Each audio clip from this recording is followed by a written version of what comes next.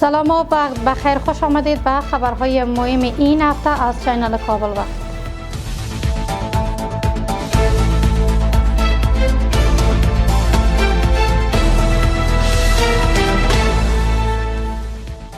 وزارت امور خارجه میگوید که پس از گفتگو و توافق میان مقامات امارت اسلامی و ایران 260 افغان که در ایران زندانی بودند به دولت افغانستان تحویل داده شده‌اند.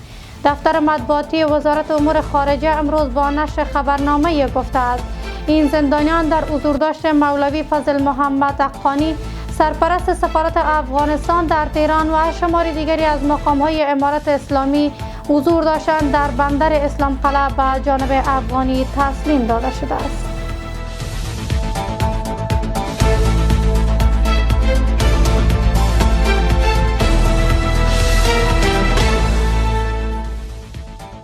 کمیته جمع‌آوری گداها از آغاز این برنامه تا 14 اوت سال روان 29403 گدا را از مناطق مختلف شهر کابل جمع‌آوری کرده است.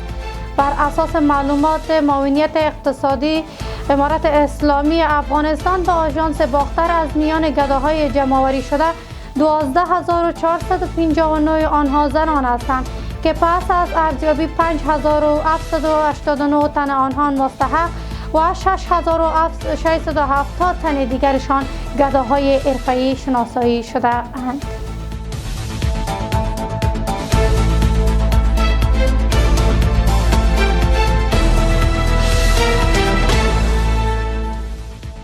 کار ساخت سردخانه معیاری در زمین‌های کانال در مساحت 10 جریب زمین در نزدیکی سرک القوی فارم عده سر گرفته می شود. یک منبع ریاست کانال ننگرهار به خبرنگار آژانس باختر گفت که کار ساخت این سردخانه تقریباً از 2 سال پیش روی دست گرفته شده بود، اما با دلایل نامعلومی متوقف شده و حالا در نظر است که کار آن از سر گرفته شود.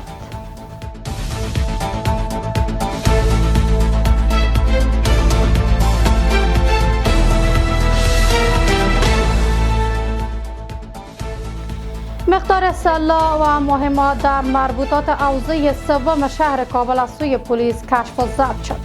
دفتر مطبوعاتی قماندانی امنیه کابل امروز با نشر خبرنامه گفته است موظفین حوزه سوم پلیس 5 میل کلاشینکوف، 2 میل تفنگچه، مقدار مرمی و سایر تجهیزات نظامی را در منطقه کارته 4 شهر کابل کشف و ضبط کردند.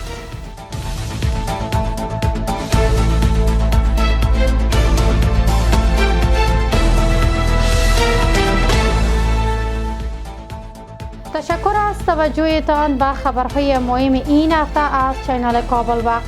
تا خبرهای مهم هفته دیگر، الله یار و مددگارتان.